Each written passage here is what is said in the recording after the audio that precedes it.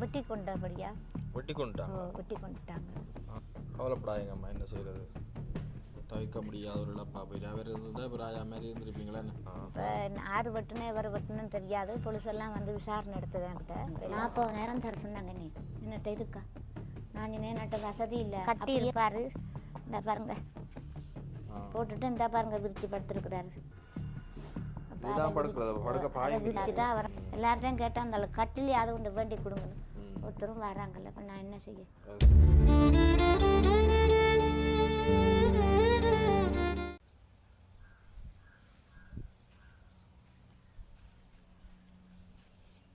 மழையும் வந்துட்டு. அம்மா வணக்கம். ஐயா வணக்கம் தம்பி. இங்கே அப்பா கிட்ட வாங்க. மழையும் தூருது, என்ன மழை தூர வலிக்கிட்டு இப்போ நேரத்தை காய்ப்பேன், பிரச்சனை இல்லை. எப்படி அம்மா இருக்கிறீங்க? இருக்கிறேன், ஏதோ ஒரு புண்ணியத்தில் இருக்கிறீங்களா? புண்ணியத்தில் இருக்கிறேன் தம்பி. இப்படித்தான் என்ன செய்வோம், கஷ்டம். யார் இருந்தும் எங்களை பார்க்கக்கூடிய வசதி அவங்களுக்கு இருக்கணுமே. அவங்களும் அவங்கவுங்க குடும்பக்காரன்னு சொல்லல, அவங்களுக்கு தான் பார்க்கலாம். எங்களை பார்க்கக்கூடிய இது இருக்கத்தானே வேணும் அவங்களுக்கு. அம்மா எத்தனை வயசு இருக்கு உங்களுக்கு? எனக்கு 60 வயசு. அப்பாவுக்கு? அவருக்கு 95 வயசு ஆயிட்டு. இப்போ 95 வயசு. வித்தியாசமா? கால் ஆபரேஷன் செஞ்சது.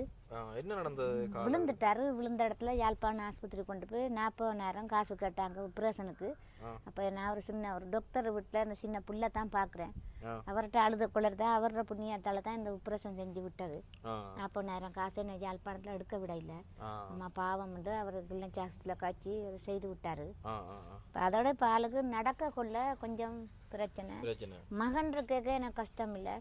அவர் தூக்குவார் பறிப்பார். நான் விட்டு வேலைக்கு போனார். அவள் எல்லாம் பார்ப்பாரு. அவர் இல்லாத வார என்ன செய்யறது? இப்போ மூத்த மகளும் செல்லடி பிறந்து செத்துட்டா. மூத்த மகளுக்கு என்ன நடந்தது? அவ அந்த செல்லடிப்பட்டு. செல்லடி என்ற இப்போ இந்த கடைசி யுத்த டைமா இல்லது? கடைசியா. அவக்கு 3 பிள்ளைகள் இருக்குது. அவ மருமகனோட பிள்ளைகள்லாம் மருமகனோட மகள் செத்துட்டு. மகனுக்கு 27 வயசு. அவர் இப்படி கொஞ்சம் பிரிஞ்சு அப்படி இருக்கக்குள்ள கல்யாணம் முடிச்சிட்டார் மகன். பொம்பளை பிள்ளானே உங்ககிட்ட வந்து கொப்பி புத்தகம் வாங்கினா. சின்ன பொம்பளை பிள்ளை 10 வயசு. சின்னாளா? பிரசஞ்சியான்னு சொல்லி அவர மகன். அவர் இறந்தனால எங்களுக்கு நீ ஆம்பளை உதவி ஒருத்தரும் இல்லை. நடந்த மகனுக்கு மகனை வெட்டி கொண்டபடியா வெட்டி கொண்டுட்டாங்க. என்ன பிரச்சனை? என்ன பிரச்சனைன்னு தெரியல. பிரச்சனை இல்லை அல்லது என்ன ஊருக்குள்ள நடந்த பிரச்சனை இல்லை? ஊருக்குள்ள இப்படி தண்ணியை போட்டுட்டு இப்போ தெரியாதா? இப்போ பொடிங்களோட சேர்ந்து அப்படி இப்படி தெரியறது தானே. இப்போ ஆறு வெட்டுனே இவர் வெட்டுன்னு தெரியாது. போலீஸெல்லாம் வந்து விசாரணை எடுத்தது என்கிட்ட. இப்போ எல்லாம் சொன்னேன்னா வாழை பிடிச்சி 6 மாதம் வச்சிருந்து விட்டுட்டாங்க. அதை விட்டுட்டாங்க. இப்போ 5ஆம் மாதம் அவருக்கு வழக்கு, மகண்ட வழக்கு. அவரும் இருந்தாலும் தண்ட குடும்பத்தையும் பார்க்கணும், என்னையும் பார்க்கத்தானே. நீங்க போங்க உள்ளுக்கு, நான் கதைக்கிறேன். அப்போ அதால் சரியான கஷ்டங்கள் தம்பி. வீடு வாசல் இப்படி கிடக்கு. இந்த எல்லாம் காய்ச்ச முடிய வீட்டை உள்ளிட்டு பாருங்க. அதான் மழை கார்த்திக் தம்பி வந்து அந்த அவர்கிட்ட இப்படி அழுது கொள்ளறபடியா அவர் அந்த மோட்டார் உதவியை செய்கிறாரு. நீங்கள் அடுத்து வந்தவரா அல்லது உதவி கேட்டீங்களா? இல்லை, நான் ஒன்றும் கேட்கல.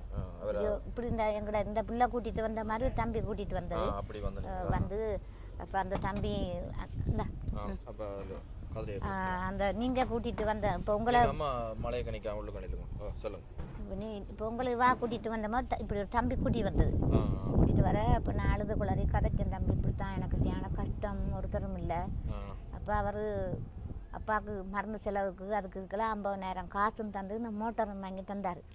அந்த டொய்லெட்டெல்லாம் கட்டித்தாரேன், அந்த வீடெல்லாம் உள்ளிட்டு பார்த்தாரு. அதுக்கு ஒரு இது வரைக்கும் வரவும் இல்லை, போனும் எடுக்கல, கதைக்கவும் இல்லை, விட்டுத்தார் அப்படியே. அப்போ அதோட நான் சரி நீ ஒரு உதவி செஞ்சால் திருப்பி போய் கேட்கல தானே, அதால நான் பேசாமல் விட்டுட்டேன். அந்த உதவி செய்து உங்களுக்கு அது ஏதோ பெருமையாக இருக்குது எனக்கு. அந்த உதவி செஞ்சு தந்ததே நான் அந்த பிள்ளைக்கு நன்றி சொல்லணும். அதனால் அந்த பிள்ளை ஏதோ செஞ்சு தந்துட்டு போச்சு. இப்போ அதால் இப்போ இந்த வீடெல்லாம் மகன் இருக்கைக்கெல்லாம் இழுத்து தந்தேன். இல்லை அப்படியே கிடக்கு, எல்லாம் ஊறி வீடெல்லாம் ஊறி இந்த உள்ளுக்கு இப்படி தான் கிடக்கு வீடு. அதுக்குள்ளே தான் அந்த ஈரத்துக்குள்ளே வாரேன், சமைக்கிறேன், ஏதோ 500 ரூபா சம்பளத்துக்கு உழைக்கிறேன். என்ன வேலையை போகிறோம் நீங்கள்? ஒரு சின்ன பிள்ளைய ஒன்று பார்க்க போகிறேன். வளையத்துக்கு போனால் அவங்களோட வேலை என்னால் செய்ய முடியாத வயசு போன நேரத்தில். அப்போ ஒரு சின்ன பிள்ளை 7 மாதம் பிள்ளை, அதை போய் அவனை இருந்து பார்த்து அந்த பிள்ளைக்கு சாப்பாடு இங்கே இருந்து கொஞ்சம் 50 ரூபா கொடுத்து போகணும் பஸ்ஸில். அதில் போய் அந்த பிள்ளை 7 மணிக்கு பாரம் எடுத்து 2:30க்கு வருவாங்க. அவர் மாஸ்டர், அவள் டீச்சர்.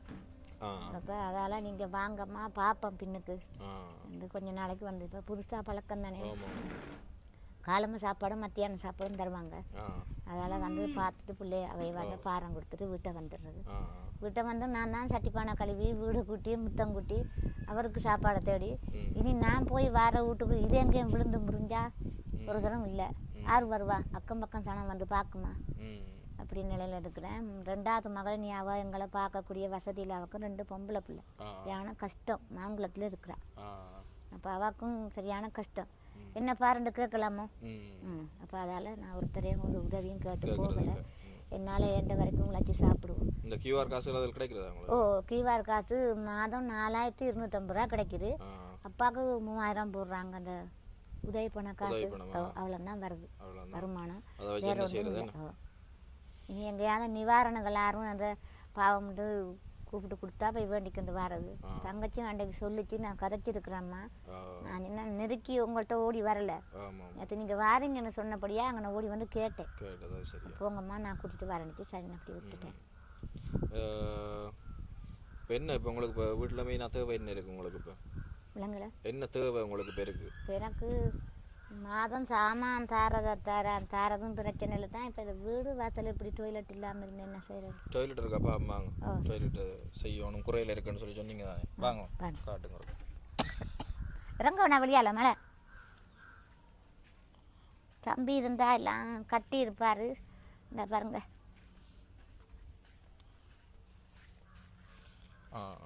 கிடங்கு கட்டையில் அவருக்கு குமட் வச்சு தானே கட்டணும். எல்லாம் நானே தான் எல்லாம் செய்கிறது. சனி ஞாயிறில் மட்டும் நிற்பேன்.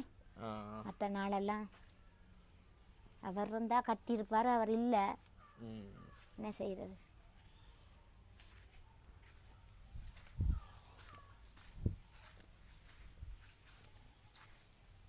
குழியும் இல்லை, நம்ம குழியெல்லாம் கட்டணும். ஓ, இது இந்த மாரி காலத்தில் எங்களுக்கு தண்ணி வந்தால் இடுப்பளவு தண்ணி நிற்கும்.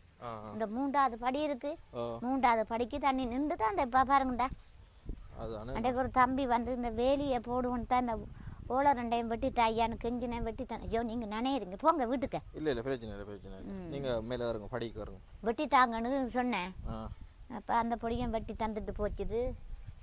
எல்லாம் பிஞ்சு இப்போ தவுந்தெல்லாம் உடஞ்சி கிடக்கு. ஒன்றுமே இனி என்னால் செய்யவும் முடியாது. எனக்கும் வருத்தம் தான், ஒரே வருத்தம் தான். அந்த லோ ப்ரெஷர் அது இருக்குது. நடந்து போகிற நேரமில் திடீர்னு தலை சுற்று வரும். என்னத்தையான் பிடிச்சி அப்படியே நின்றுவேன். உஞ்சல் வாங்கிக்க நின்றுவேன். வருத்தம் தான், என்ன செய்கிறது? வருத்தத்தை பார்த்தா சாப்பிடவும் வேணுமே, என்ன செய்கிறது? மெல்ல மெல்ல போகிறது, மெல்ல மெல்ல வாரது.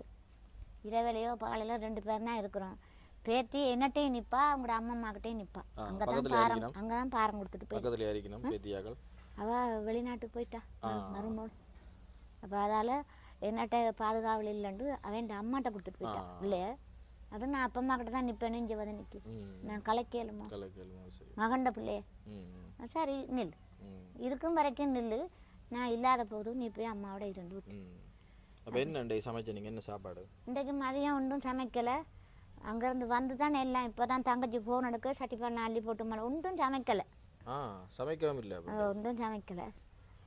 லேட் ஆகிட்டு அப்படியே 2:30க்கு தான் வருவேன் அங்கேருந்து. இனி தான் ஏதாவது இந்த கடையில் போய் ஒரு கடையில் கடன் வேண்டுறது. அப்போ அதுகிட்ட ஒரு 14,000 ரூபா கடன் வந்துட்டு கொஞ்சம் கொஞ்சமாக வேண்டி வேண்டி வேண்டி வேண்டி அதை போய் நீ போய் கேட்டால் தான் தரும் சாமான். குழந்தை சமைச்சு சாப்பிட்டு விடியே தான் தேடி வச்சுட்டு ஓடிடுவேன் வேலைக்கு. என்ன செய்கிறது? வேலை இல்லாமல் நின்று என்ன செய்கிறது ஐயா? யார் பார்க்குறது? இங்கே நின்றது தண்ணி இங்கே நிற்கும். இங்கே நிற்கும் பாருங்கள், உங்களுக்கு தெரியுதானே எப்படி கிடக்குன்னு. ஐயோ மழை, வாங்க வீட்டுக்கு வாங்க.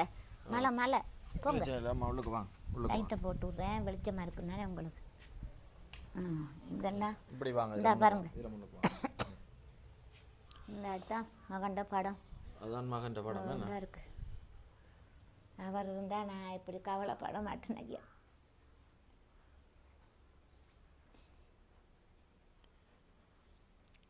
என்ன செய்கிறது? என்ன கவலைப்படாதீங்கம்மா, என்ன செய்கிறது? தவிர்க்க முடியாத ஒரு இழப்பா போயிட்டு. அவர் இருந்திருந்தால் இப்போ ராஜா மாதிரி இருந்திருப்பீங்களா என்ன? அப்பா நீங்கள்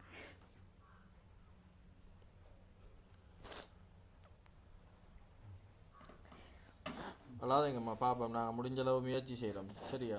உங்களுக்கு ஏதாவது உதவி ஒன்று கிடைக்கும், யோசிக்காதீங்க. அது கொண்டு சொன்னேன், நாங்கள் எல்லா இடம் போய் அழுத குளறப்ப சொல்லுவாங்க, சாப்பாட்டுக்கு வழியில் போய் அழுத குளறுன்னு சொல்லுவாங்க. எங்களோட கவலை எங்களுக்கு தான் தெரியும். அதெல்லாம் ஒன்றுமே கூப்பிட்டா போகிறது கதைக்கிறது வந்து நான் இந்த பாட்டில் பிசாமல் இருக்குது. நேற்று சொன்னா பிள்ளை உங்களோட கதைச்சிருக்கிறேன்னு சொன்னேன். மாதம் சாமான் தாரணும் கதைக்கிறேம்மா. நான் சொன்னேன் ஏதோ உங்களால் ஏழுமண்டா கதைச்சி வச்சு தாங்க பார்ப்போம். இதான் பாருங்க எல்லா வீடும் ஊறிட்டு ஐயா. இதுதான் மகன் இழுத்தது இது கேட்க. அவர் இருந்தால் இழுத்துருப்பாரு. இந்த வீடு இருந்தால் அந்த வீடு ஊறி கிச்சனெல்லாம் எட்டி பாருங்க. கிச்சனை தண்ணி அதில் தான் இது சமைக்க வாங்க, பிரச்சனை இல்லை, ஒருத்தரும் இல்லையா. நாங்கள் 2 பேரும் இதாக பாருங்க, இங்கே பாருங்க கிச்சனை பாருங்க. கிச்சனை ஃபுல்லாக ஊறிச்சு. நான் பொய் சொல்ல மாட்டேன் தெரியும் தானே. அதான் உங்களுக்கு நேராக வந்து பாருங்க அப்பேன்னு சொன்னேன். பார்த்ததில் உங்களுக்கும் விளங்கும். இப்போ நாங்கள் நின்று அதில் சொல்லாக்க நீங்கள் நினைப்பீங்க ஏதாவது வசதியாக இருக்குதுகளாக்கும், பிள்ளை குட்டியெல்லாம் கூட இருக்குது போல். இந்த அம்மா பொய்யை சொல்லிட்டு பண்ணிட்டு போகுதோண்டு அப்படி சொல்லக்கூடாது. வந்து பார்க்கட்டும், என்ன செய்கிறது. என்ன இவர் இருந்திருந்தா நான் இப்போ கவலைப்பட மாட்டேன். ஒருத்தக்கிட்டே ஒன்று காய் கூட வசதி இல்லாமல் இருக்கிறோம். என்ன செய்வோம்? படுக்கிறதுக்கு பாயம் இல்லை. படுக்க பாயம் இல்லை, துணியெல்லாம் விரித்து கொண்டு படுக்கிறது. என்ன செய்கிறது? அப்பாட கட்டில கிடஞ்சி முறிஞ்சு போச்சு. அவர் படுத்திருந்தா அது ஒரு நாள் இரவு படுத்துகிற கட்டில் முறிஞ்சு ஆள் கீழே விழுந்துட்டு எழும்பி ஓடி வந்து பார்த்தா ஐயோ இந்த கட்டில் முறிஞ்சு போச்சுன்னா, முறிஞ்ச கட்டிலில் தூக்கி எனக்கு ஜாயிண்ட் ஆக்க தைரியம் இருக்குதா எல்லாம் தூக்கி கொண்டே அங்கால வெளியால் போட்டுட்டு இந்த பாருங்க விரிச்சு படுத்துருக்குறாரு. விரிச்சு தான் அவரை படுக்க விட்டுருக்குறேன். என்ன செய்யணும்? அவருக்கு கட்டில் தான் வேணும். கட்டில் இருந்தா அந்த கட்டில கால் முறிஞ்ச தானே நின்ற கட்டில்னா இருந்துட்டு டக்குன்னு பிடிச்சி ஒளிம்பிடும். கட்டில் இல்லை, அந்த ஜன்னலை பிடிச்சி மண்ணு கட்டி தள்ளு மாடினா விழுந்துடுறது. என்ன செய்ய? எனக்கு தூக்க தைரியம் இருக்காப்பேன். என்னால் ஒன்றும் செய்யலாது. எல்லார்ட்டையும் கேட்டால் அந்த கட்டிலே அதை ஒன்று வேண்டி கொடுங்கணும். ஒருத்தரும் வராங்கல்ல. இப்போ நான் என்ன செய்ய? அப்போ அதால் நான் விட்டுட்டேன். ஏதோ இருக்கும் வரைக்கும் இருப்போம், போகிற நேரம் போ. வேறு என்ன செய்கிறது? சொல்ல போனால் நாங்கள் பிள்ளை குட்டிக்காரவங்க இங்கே எங்கள்கிட்ட அதை கேட்குறேன் இதை கேட்குறேன்றாங்க. இப்போ என்ன செய்யலாம்?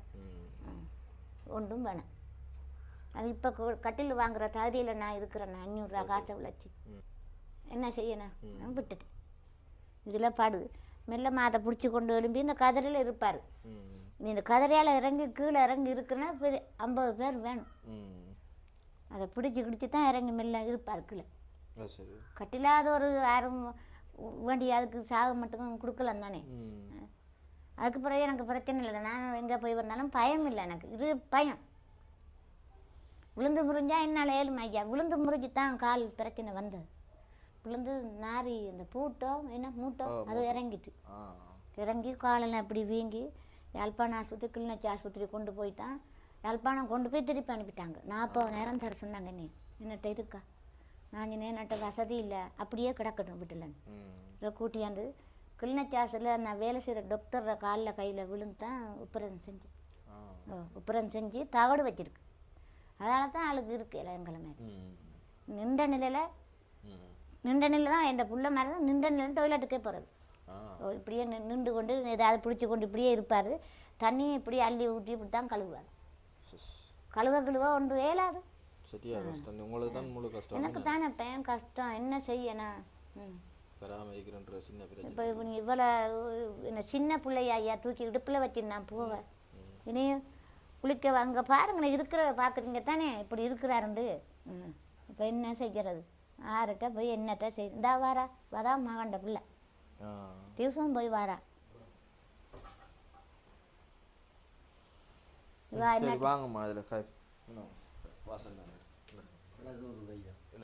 ரைட். வணக்கம் பிரபுகளே. வன்னி நண்பன் யூடியூப் தளமூடாக மற்றும் ஒரு காணொலியில் வந்து சந்திப்பதில் மகிழ்ச்சி.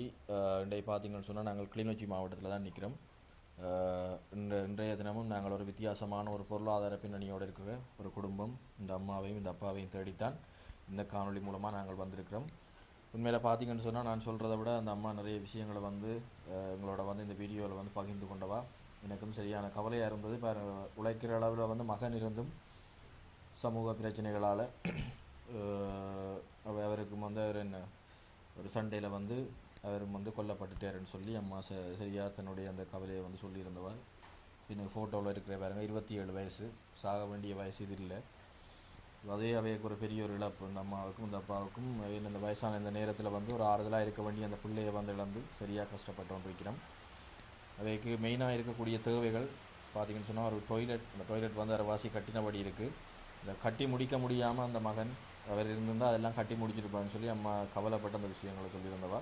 அவைக்கு ஒரு அவசர தேவையாக அது இருக்குது, அதை கட்டி கொடுத்து. இப்போ நீங்கள் டொய்லெட்டை தான் அம்மா பாவிக்கிறது, எங்கே பாவறது? பக்கத்து விட்ட போகிறது என்ன? அப்போ அந்த அவசர தேவையாக அந்த டொய்லெட் இதை வந்து ஏற்படுத்தி கொடுத்தாலும் அவைக்கு ஒரு பெரிய யோசனமாக இருக்கும். டொய்லெட்டுன்றதை விட அவைக்கு அந்த கொமட் தேவை. என்னென்னு சொன்னால் அவருக்கு அப்பாட நிலைமையை பார்த்தீங்கன்னு சொன்னால் அவருக்கு இருந்தெலும்பி எல்லாம் இருக்கிறதெல்லாம் சரியான கஷ்டம். இப்போ அதால் வந்து கொமட்டோட அந்த டொய்லெட்டை வந்து செய்து கொடுத்தா அவைக்கு ஒரு பெரிய ஒரு உதவியாக இருக்கும்ன்றதான் என்னுடைய வேண்டுகோளும். அதை விட பார்த்தீங்கன்னா படுக்கிறதுக்கு பாய் கூட இல்லாமல் இருக்கிற பேப்பர்கள் இந்த துணியை வந்து விரித்து போட்டு தான் அவை படுத்து கொண்டிருக்கிறோம். இப்போ அந்த மழை பெஞ்சு இந்த வெள்ளங்கள் அதுகள் இந்த பெய்ந்தால் வெளியில் மழை வந்து அடித்து ஊற்றி கொண்டு இருக்கு.